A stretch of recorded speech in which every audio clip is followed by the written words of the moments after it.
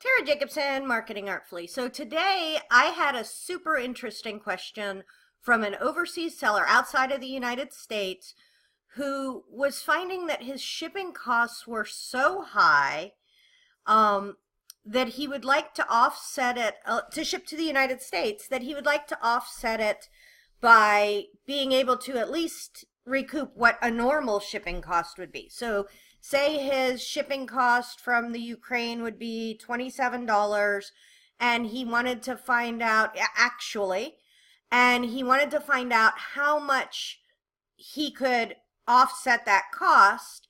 So what he could do is come in here and say he's selling custom plushes, right? I looked up stuffed animals, handmade stuffed animals. So he made custom plushes and he wanted to find out what it would normally cost. So first off, we want to look at where this is coming from, right? So we want to find out where the seller lives. So let's look at this. We're going to try to find out where they live. Shop owner, Budsies, and they are in Boynton Beach, Florida. So they're in Florida. Now, I'm in Florida too, so if I used my actual address, it would be, so let's do this, I put it in my cart already, it would be very little to ship, right? So it is only going to be $12.95 to ship to the United States, 34655, which is my zip code, okay? But you can change that. You could say, okay, I want to ship to the United States, but if you do Florida and Michigan or California and Michigan or Colorado and New York, just look at a map and kind of try to get two semi-distant spaces, right, across the country. You don't want to do New York to California because that's going to be the most expensive and it's not what's going to be really representative of what most people would be paying. But so let's look for a Michigan zip code. Right? There we go. Okay, so all I'm going to do is I'm going to look up a Michigan zip code. That one looks great. I got it. Come back in here. I'm going to say United States. And the reason why that thing is there is because you may be sending it as a gift, right? So if you went proceed to checkout, you would be able to put in your real billing information and then the person's recipient. But now I have overridden that, right?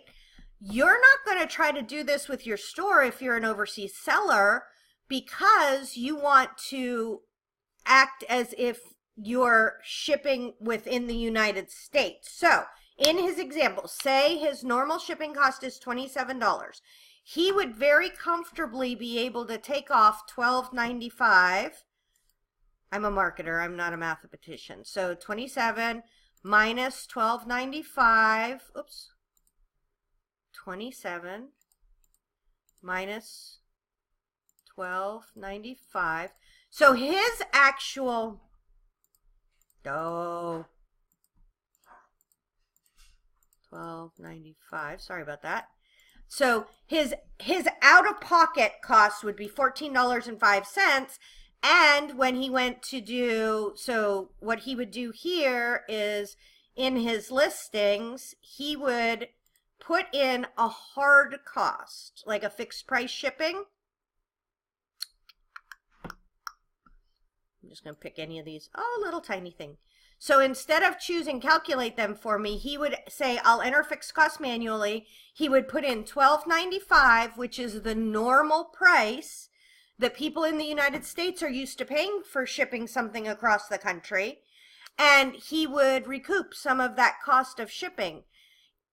Instead of having to say, okay, nobody will buy my stuff because my shipping cost is so high.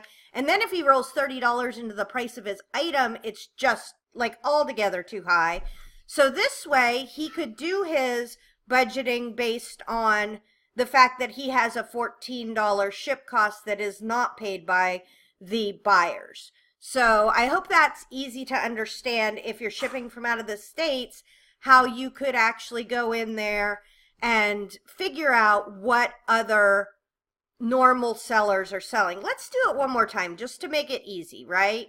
So we're going to go in here and we're going to do a search for, I like handmade brooches, okay? Handmade brooches. I just bought the really cutest thing. Okay, so we need, if you're going to be shipping to the United States, you have to be selling something that is a little bit more expensive to make it worthwhile, right? If you're selling something that is $5 and you're at like this, if you're selling something that's $5 and asking them to pay $10 in shipping, mostly they won't do that. So you could say you do sell something small, you could bundle your things up. So you could say, this is the dog package. So you would have a dog, maybe a bone, a paw, whatever, and that would get your price up, which would make shipping more of a reasonable option. But I'm looking for a brooch that's a little, oh, here we go. Handmade Tree of Life pin, $48. So if I'm spending $48, okay, I know that there's probably going to be a shipping cost. So let's remove this one we used as a test. And look, it stayed there. So it stayed there. So shipping to the United States. So they're charging $8 in shipping. Let's see where they live. All I did was right click. So let's see where they're shipping from. So they're shipping from New York, United States. So they're shipping from New York to Michigan. Now for that one, I might want to change, since they're starting in Michigan, I might want to change this to a Colorado zip code, 80031, which is a Colorado zip code, and they're still charging $8. So you can safely think, I would do this for maybe 4 or 5 stores, see what the average cost is.